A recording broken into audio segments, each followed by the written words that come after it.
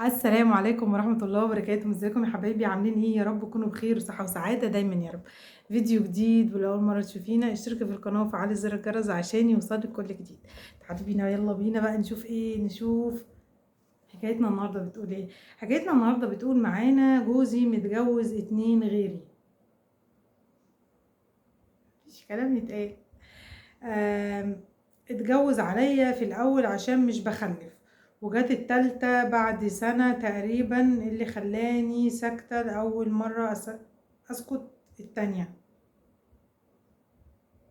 مش فاهمة الصراحة، مش فاهماها. هي كده كانت بقى اسكت، مش عارف ايه اسكت كده.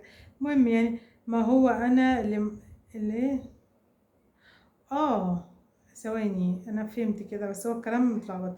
اللي خلاني سكت اول مرة اللي خلاني سكت اول مرة خلاني سكت تاني مرة في الجواز، يعني في الجواز.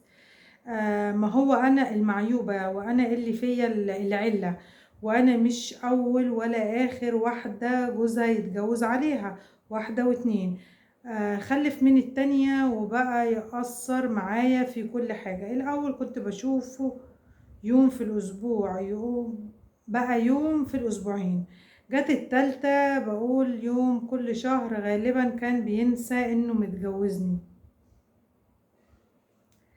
كنت برن عليه يرد عليا كل فين وفين، ولما يرد انا مشغول، انا مش فاضي. خلف من التالتة والعيال لقوه والعيال او العيال لقوه خلف من التالتة والعيال لقوه بقى، وانا ما بقتش عارفة انا متجوزة ولا لا.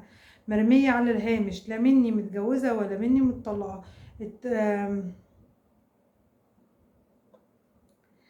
اتقال لي اني حالتك خاصة ونادرة، ولو اتطلقتي انك هتتجوزي حد كويس اخر، تبقي زوجة للمتعة. وللأسف دي الحقيقة. فضلت انا الحروف ضايعة بجد. انا لو اوريكم الرسالة، انا وريتكم الرسالة، الحروف داخلة في بعضها. وفضلت وفضلت انا افضل وفضلت انا افضل اسم متجوزة وعلى ذمة راجل، لاني بطبعي خوافة جدا. قلت له عاوزة اعمل حاجة تلهيني، اروح جيم، اشتغل، اعمل اي حاجة. كان بيرفض. انا 24 ساعة قاعدة لوحدي. بكبر لوحدي. انا ماليش حد، ماما وبابا متوفيين، ليا اخ عايش برا، واخت متجوزه ملهيه في جوزها وبيتها. وانا بقعد ال24 ساعه اكلم نفسي وقاعده اعيط على حالي. انا خايفه من اللي جاي، خايفه من المستقبل قوي، خايفه لما اكبر ملاقيش اللي يجيب لي كوبايه الميه. انا ربنا حرمني من كل حاجه، حرمني زوج يحبني، وحرمني خلفة، وحرمني الأهل. أحيانا بقول لنفسي هو أنا فين؟ اللي 24 إيراد بتوعي. أنا كنت بتعالج نفسيا لفترة من الاكتئاب. أنا على طول بعيط، وأقل حاجة بتخليني أدمع من غير أي سبب. بقالي 10 سنين مستنية أعوض ربنا، مستنية أعوض ربنا، بس مش بيجي. أنا داخلة على ال35، خايفة تكون دي باقي حياتي. أنا هعيش كده على طول عمري. بصي اقول لك على حاجه، انت يائسه جدا جدا جدا. مفيش حاجه اسمها عشان انت ما بتخلفيش فانا معيوبه. ف... فلا، من حقك تروح تتجوز. وانت بتقولي ان انت سكتي في الزوجه اللي يخليكي سكتي في التانية، فانت سكتي في التالتة، فانت اتنازلتي عن حقك بالطبيعي. من حقه طبعا ان هو كان يتجوز وان هو يخلف، تمام. احنا ما بنقولش حاجه، ده شرع ربنا ومحدش بيتكلم فيه.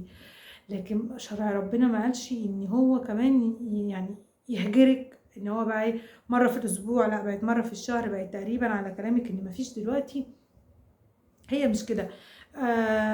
نصيحة مني، انت يائسة جدا، لا انزلي جيم. والاحسن من ان انت تنزلي جيم، انزلي اشتغلي. هو دلوقتي يعني، هو انت مش في حسبته اللي هو ايه، واحدة معلش يعني بتاكل وبتشرب وخلاص، وهي مرمية على جنب بقى وخلاص. فلا، لا. آه الخلفة يا جماعة مش ياما ناس بتخلف والله وبترمي عيالها، ياما بنشوف الناس بترمي عيالها في الشارع ومخلفة وربنا مديهم يعني. بس انا زعلت في حاجه في الرساله، انت بتقولي ان فين عوض ربنا، فين ال 24 يا رب بتوعي. بصي، يمكن انت مش حاسه، انت 35 سنه، انت لسه صغيره. طب ليه ما تقوليش اني مثلا اعوض ربنا في ان هو يديهولك في فرحه كده تجيلك مره واحده، بس مستني يشوفك ان انت هتصبري وهتحتسبي ولا لا. ليه ما تقوليش كده؟ ليه ما تستنيش؟ طب انا هستنى يا رب، انا هستنى، انا صابره يا رب. وهتلاقي صبرك دوت، يعني ربنا جبرك في الاخر. لكن اليأس و24 يارات، لا، انت اكيد واخده ال 24 يارات، واخداهم، وهيجيلك اللي هو ايه، الفرحه اللي تخليكي ما تبقيش مش قادره تمسكي دموعك. اصبري واستغفري كتير، وانزلي اشتغلي، تسمعيش كلامه، انزلي اشتغلي وحققي اللي انتي نفسك تحققيه. محدش هينفعك لما تبقي قاعده وتحطي في نفسيتك وتبقى تفكيرك، كل تفكيرك ان ايه ده، انا ما بخلفش، انا المعيوبه، انا اللي مش، مفيش حاجه اسمها انت معيوبه، مفيش الكلمه دي اصلا. انت ربنا خلاص هو ما ارادلكيش الخلفه، خلاص انتهى الموضوع. فربنا يا رب يصلح حال الجميع يا رب. وفيديو النهارده خلص، ولأول مرة تشوفونا اشتركوا في القناة وفعلوا زر الجرس عشان يوصل لكم كل جديد، واقول لكم مع ألف سلامة، باي باي.